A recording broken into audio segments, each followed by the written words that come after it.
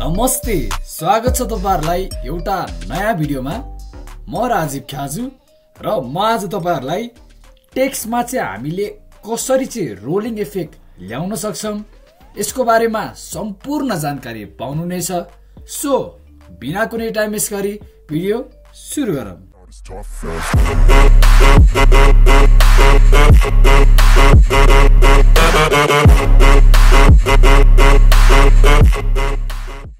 सुरुमा चाहिँ हामीले एउटा नयाँ सिक्वेन्सलाई क्रिएट गर्छौं। सो त्यसको लागि म कन्ट्रोल एन गर्छु। यो गर्ने बित्तिकै तपाईले सेटिंग्समा गएर यसरी ओके गर्न सक्नुहुन्छ। अब चाहिँ तपाईले माथितिर ग्राफिक्स प्यानललाई चाहिँ यसरी क्लिक गर्नुस्। क्लिक गर्ने बित्तिकै तपाईको राइट साइडमा इसेन्शियल ग्राफिक्स देख्न सक्नुहुन्छ। यदि यो आएन भने तपाईले विन्डोमा जानुस्, वर्क स्पेस र ग्राफिक्समा तपाईले क्लिक गर्नुस्। अब चाहिँ हामीहरु टाइप टुलमा यसरी जान्छौं र यहाँतिर म चाहिँ यसरी क्लिक गर्छु। क्लिक गरिसकेपछि म एउटा र्यान्डम टेक्स्ट लिएर आउँछु। सो त्यसको लागि मैले एउटा वेबसाइटमा जान्छु र यहाँतिर मैले र्यान्डम नेम जेनेरेटर लिस्ट भनेर यसरी हाल्छु। यो हालिसकेपछि मैले यसलाई कपी गर्छु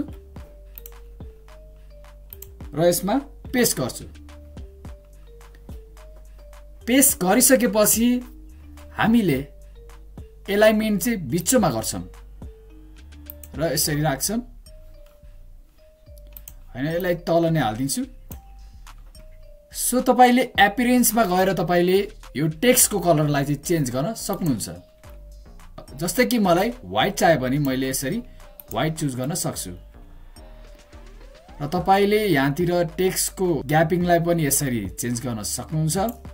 टेक्स्टलाई बोल्ड गर्ने भए तपाईले यहाँबाट बोल्ड, इटालिक र डिफरेन्ट कुराहरू यसरी गर्न सक्नुहुन्छ, जुन चाहिँ हामीले अगाडि नै गरेका थियौं। सो तपाईले यसरी पुरै क्यापिटल पनि गर्न सक्नुहुन्छ अथवा पुरै स्मल पनि गर्न सक्नुहुन्छ।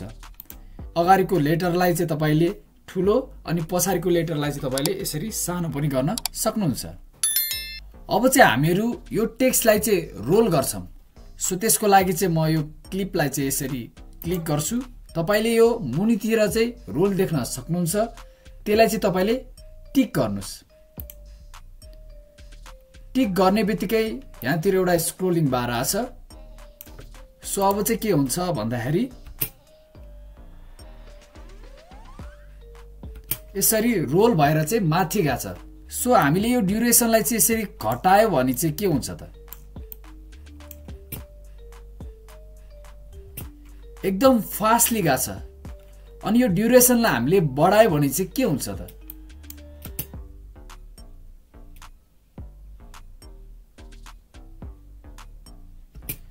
सो यसरी चाहिँ तपाईले आफ्नो भिडियो अनुसार कुनै पनि टेक्स्टलाई रोलिङ गर्दाखेरि बढाउनु अथवा घटाउनु चाहिँ यसरी सक्नुहुन्छ। समरीमा आजको कुराहरू गर्नु पर्दाखेरि फर्स्टमा चाहिँ हामीले के गर्यौं भन्दाखेरि टेक्स्ट टुलमा गयौं र यसरी क्लिक गर्यौं र यसरी र्यान्डम कुराहरू हामीले यहाँतिर यसरी पेस्ट गर्यौं। पेस्ट गरिसकेपछि मैले के गरे भन्दाखेरि यहाँ एपियरेन्समा चाहिँ मैले कलर चेन्ज गरे र मैले यो क्लिपलाई सेलेक्ट गरेर मैले रोल गर्छु र तपाईले यसरी रोलिङ इफेक्ट देख्न सक्नुहुन्छ। सो तपाईले पनि आफ्नो भिडियोमा यसरी रोलिङ इफेक्ट जुन चाहिँ इन्डिङमा लगाउने गरिन्छ, जुन चाहिँ फिल्महरुमा पनि यसरी नै रोलिङ गरिन्छ। सो तपाईले पनि यही इफेक्ट चाहिँ तपाईले आफ्नो भिडियोमा गर्न सक्नुहुन्छ।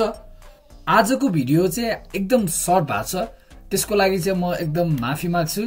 अर्को भिडियोदेखि चाहिँ अलिकति लेन्थलाई चाहिँ अलि बढाउन कोसिस गर्नेछु।